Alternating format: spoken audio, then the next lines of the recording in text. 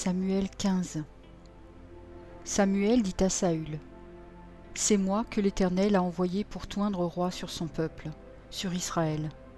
Écoute donc ce que dit l'Éternel. Ainsi parle l'Éternel des armées. Je me souviens de ce qu'Amalek fit à Israël lorsqu'il lui ferma le chemin à sa sortie d'Égypte. Va maintenant, frappe Amalek, et dévouez par interdit tout ce qui lui appartient.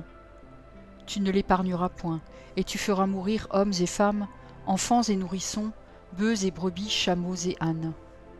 Saül convoqua le peuple, et en fut la revue à Télaïm. Il y avait 200 000 hommes de pied et 10 000 hommes de Juda. Saül marcha jusqu'à la ville d'Amalek et mit une embuscade dans la vallée. Il dit aux Kéniens: Allez, retirez-vous, sortez du milieu d'Amalek, afin que je ne vous fasse pas périr avec lui, car vous avez eu de la bonté pour tous les enfants d'Israël lorsqu'ils montèrent d'Égypte. Et les Kéniens se retirèrent du milieu d'Amalek. Saül battit Amalek depuis Havila jusqu'à Shur, qui est en face de l'Égypte. Il prit vivant Agag, roi d'Amalek, et il dévoua par interdit tout le peuple en le passant au fil de l'épée. Mais Saül et le peuple épargnèrent Agag.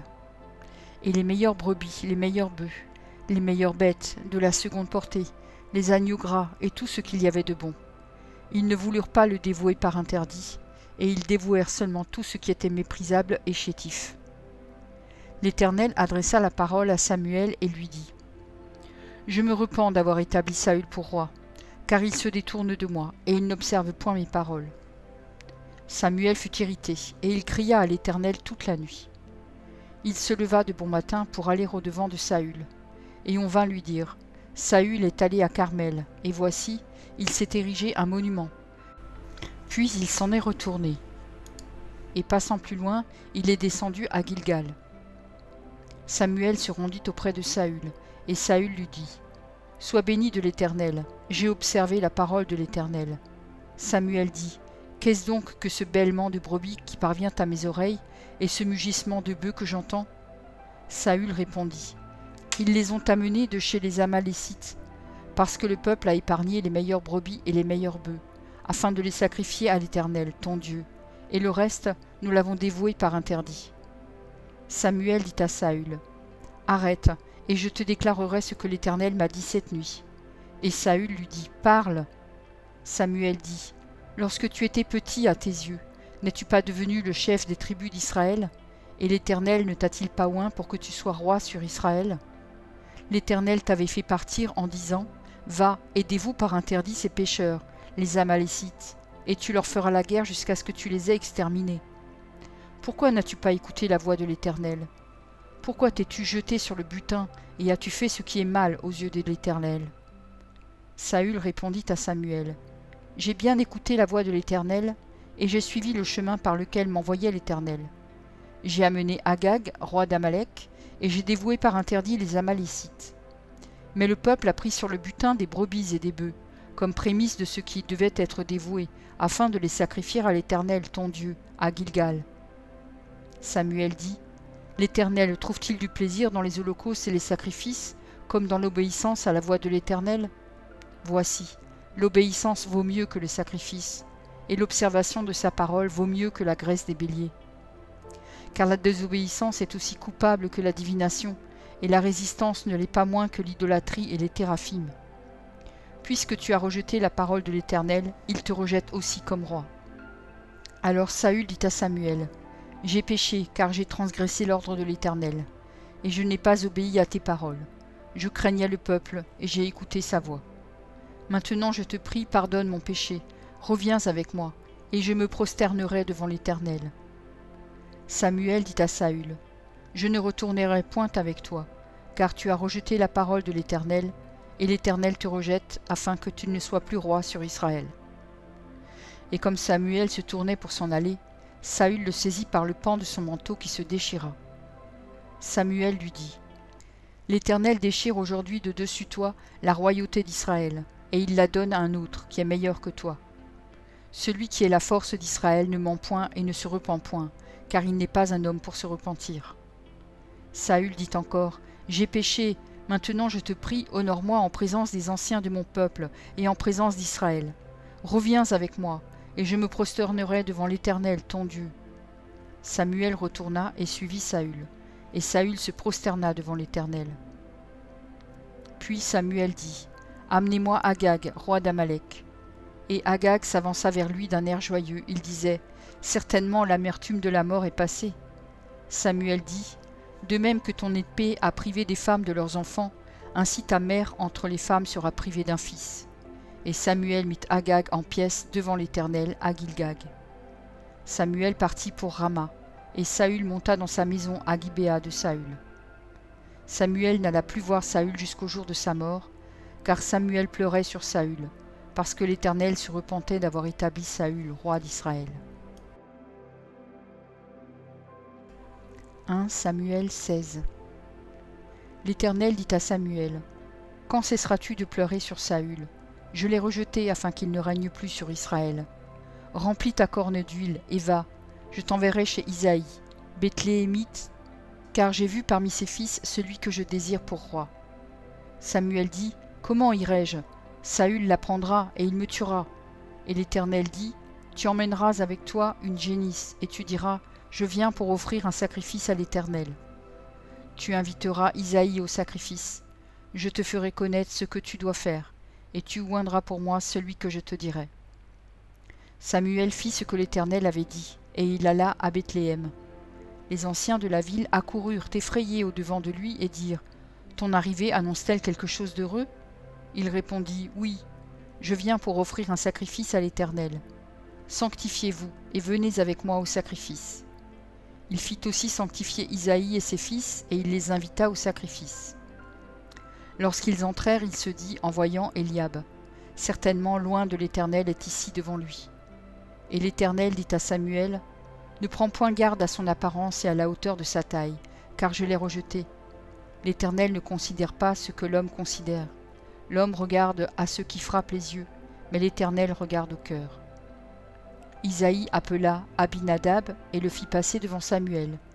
Et Samuel dit, « L'Éternel n'a pas non plus choisi celui-ci. » Isaïe fit passer Shama, et Samuel dit, « L'Éternel n'a pas non plus choisi celui-ci. » Isaïe fit passer ses 7 fils devant Samuel, et Samuel dit à Isaïe, « L'Éternel n'a choisi aucun d'eux. » Puis Samuel dit à Isaïe, « Sont-ce là tous tes fils ?» Et il répondit, « Il reste encore le plus jeune, mais il fait paître les brebis. » Alors Samuel dit à Isaïe, « Envoie-le chercher, car nous ne nous placerons pas avant qu'il ne soit venu ici. » Isaïe l'envoya chercher.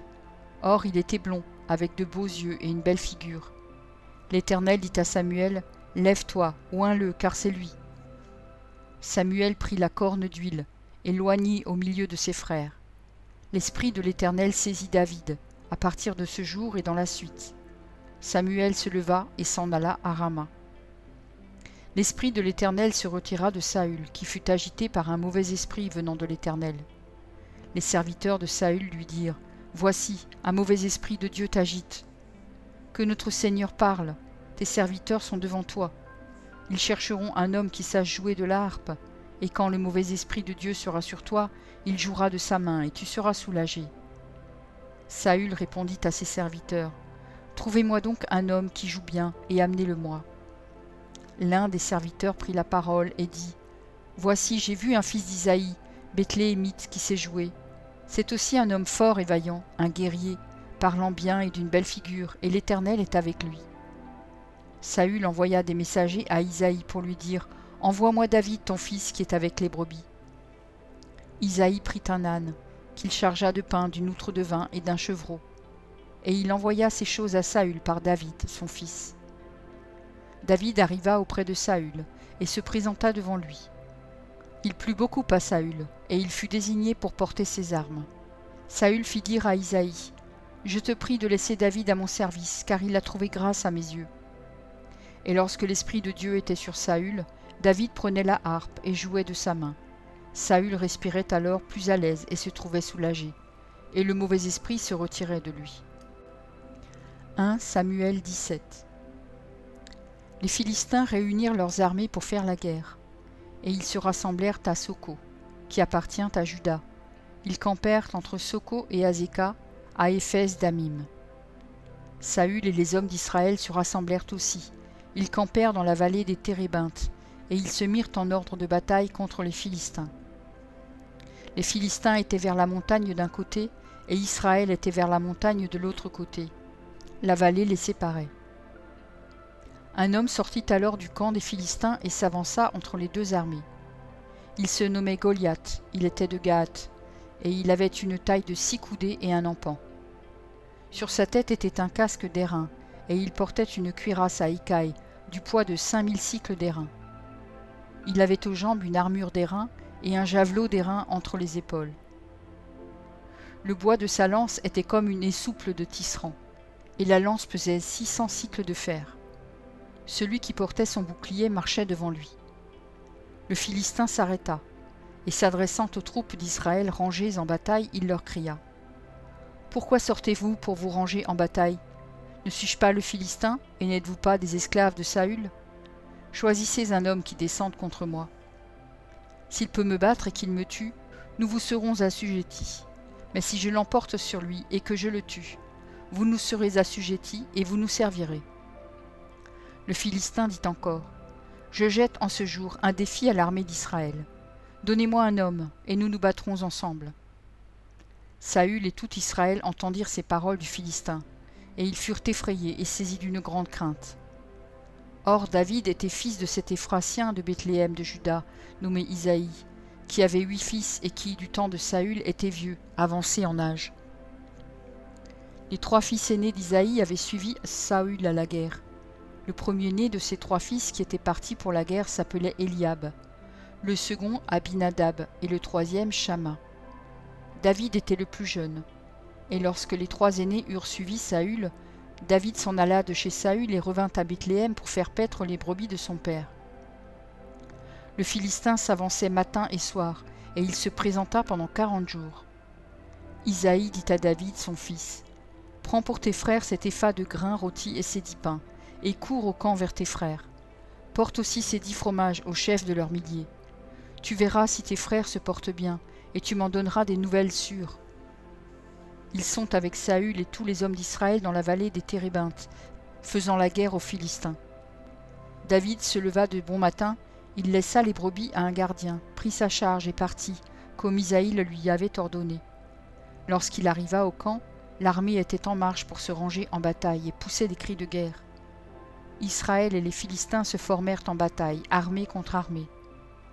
David remit les objets qu'il portait entre les mains du gardien des bagages, et courut vers les rangs de l'armée. Aussitôt arrivé, il demanda à ses frères comment ils se portaient. Tandis qu'il parlait avec eux, voici, le Philistin de Gath, nommé Goliath, s'avança entre les 2 armées, hors des rangs des Philistins. Il tint les mêmes discours que précédemment, et David les entendit. À la vue de cet homme, tous ceux d'Israël s'enfuirent devant lui et furent saisis d'une grande crainte. Chacun disait : « Avez-vous vu s'avancer cet homme ? C'est pour jeter à Israël un défi qu'il s'est avancé. Si quelqu'un le tue, le roi le comblera de richesses, il lui donnera sa fille, et il l'affranchira à la maison de son père en Israël. » David dit aux hommes qui se trouvaient près de lui : « Que fera-t-on à celui qui tuera ce Philistin, et qui ôtera l'opprobre de dessus Israël ? Qui est donc ce Philistin, cet incirconcis, pour insulter l'armée du Dieu vivant ?» Le peuple, répétant les mêmes choses, lui dit : « C'est ainsi que l'on fera à celui qui le tuera. » Eliab, son frère aîné, qui l'avait entendu parler à ces hommes, fut enflammé de colère contre David, et il dit : « Pourquoi es-tu descendu, et à qui as-tu laissé ce peu de brebis dans le désert ? Je connais ton orgueil et la malice de ton cœur, c'est pour voir la bataille que tu es descendu. » David répondit : « Qu'ai-je donc fait ? Ne puis-je pas parler ainsi ?» Et il se détourna de lui pour s'adresser à un autre, et fit les mêmes questions. Le peuple lui répondit comme la première fois. Lorsqu'on eut entendu les paroles prononcées par David, on les répéta devant Saül, qui le fit chercher. David dit à Saül : « Que personne ne se décourage à cause de ce Philistin. Ton serviteur ira se battre avec lui. » Saül dit à David : « Tu ne peux pas aller te battre avec ce Philistin, car tu es un enfant, et il est un homme de guerre dès sa jeunesse. » David dit à Saül : « Ton serviteur faisait paître les brebis de son père. et quand un lion ou un ours venait en enlever une du troupeau, je courais après lui, je le frappais, et j'arrachais la brebis de sa gueule. S'il se dressait contre moi, je le saisissais par la gorge, je le frappais, je le tuais. C'est ainsi que ton serviteur a terrassé le lion et l'ours, et il en sera du Philistin. C'est incirconcis comme de l'un d'eux, car il a insulté l'armée du Dieu vivant. » David dit encore, « L'Éternel, qui m'a délivré de la griffe du lion et de la patte de l'ours, me délivrera aussi de la main de ce Philistin. » Et Saül dit à David, « Va, et que l'Éternel soit avec toi. » Saül fit mettre ses vêtements à David, il plaça sur sa tête un casque d'airain et le revêtit d'une cuirasse. David ceignit l'épée de Saül par-dessus ses habits et voulut marcher, car il n'avait pas encore essayé. Mais il dit à Saül, « Je ne puis pas marcher avec cette armure, je n'y suis pas accoutumé. » Et il s'en débarrassa. Il prit en main son bâton, choisit dans le torrent 5 pierres polies, et les mit dans sa gibecière de berger et dans sa poche. Puis, sa fronde à la main, il s'avança contre le Philistin. Le Philistin s'approcha peu à peu de David, et l'homme qui portait son bouclier marchait devant lui. Le Philistin regarda, et lorsqu'il aperçut David, il le méprisa, ne voyant en lui qu'un enfant blond et d'une belle figure. Le Philistin dit à David, « Suis-je un chien pour que tu viennes à moi avec des bâtons ?» Et après l'avoir maudit par ses dieux, il ajouta, « Viens vers moi, et je te donnerai ta chair aux oiseaux du ciel et aux bêtes des champs. » David dit au Philistin, « Tu marches contre moi avec l'épée, la lance et le javelot, et moi, je marche contre toi au nom de l'Éternel des armées, du Dieu de l'armée d'Israël que tu as insulté. Aujourd'hui l'Éternel te livrera entre mes mains. Je t'abattrai et je te couperai la tête. Aujourd'hui je donnerai les cadavres du camp des Philistins aux oiseaux du ciel et aux animaux de la terre, et toute la terre saura qu'Israël a un Dieu. Et toute cette multitude saura que ce n'est ni par l'épée ni par la lance que l'Éternel sauve, car la victoire appartient à l'Éternel, et il vous livre entre nos mains. » Aussitôt que le Philistin se mit en mouvement pour marcher au-devant de David, David courut sur le champ de bataille à la rencontre du Philistin. Il mit la main dans sa gibecière, il prit une pierre et la lança avec sa fronde. Il frappa le Philistin au front, et la pierre s'enfonça dans le front du Philistin qui tomba le visage contre terre. Ainsi, avec une fronde et une pierre, David fut plus fort que le Philistin. Il le terrassa et lui ôta la vie, sans avoir d'épée à la main. Il courut, s'arrêta près du Philistin, se saisit de son épée qu'il tira du fourreau, le tua et lui coupa la tête. Les Philistins, voyant que leur héros était mort, prirent la fuite. Et les hommes d'Israël et de Juda poussèrent des cris et allèrent à la poursuite des Philistins jusque dans la vallée et jusqu'aux portes d'Écron. Les Philistins blessés à mort tombèrent dans le chemin de Shaharaïm jusqu'à Gath et jusqu'à Écron. Et les enfants d'Israël revinrent de la poursuite des Philistins et pillèrent leur camp. David prit la tête du Philistin et la porta à Jérusalem, et il mit dans sa tente les armes du Philistin. Lorsque Saül avait vu David marcher à la rencontre du Philistin, il avait dit à Abner, chef de l'armée, « De qui ce jeune homme est-il fils, Abner ?» Abner répondit, « Aussi vrai que ton âme est vivante, ô roi, je l'ignore. » « Informe-toi donc de qui ce jeune homme est fils, fit le roi. Et quand David fut de retour après avoir tué le Philistin, Abner le prit et le mena devant Saül. David avait à la main la tête du Philistin. Saül lui dit, « De qui es-tu fils, jeune homme ?» Et David répondit, « Je suis fils de ton serviteur Isaïe, Bethléemite. » Merci pour ton écoute. Je t'encourage à écouter encore la parole du Seigneur. J'ai pris un engagement avec lui et je publierai tous les jours un verset. Si j'en oublie un jour, j'en ferai 2 le lendemain. De ton côté, tout ce que tu as à faire, c'est de t'abonner à cette chaîne. Et s'il te plaît, n'oublie pas le pouce bleu. Et si tu veux me laisser un gentil commentaire, c'est aussi apprécié. Pour écouter la suite, clique simplement sur la vidéo du jour suivant, en haut à gauche. Que Dieu te bénisse.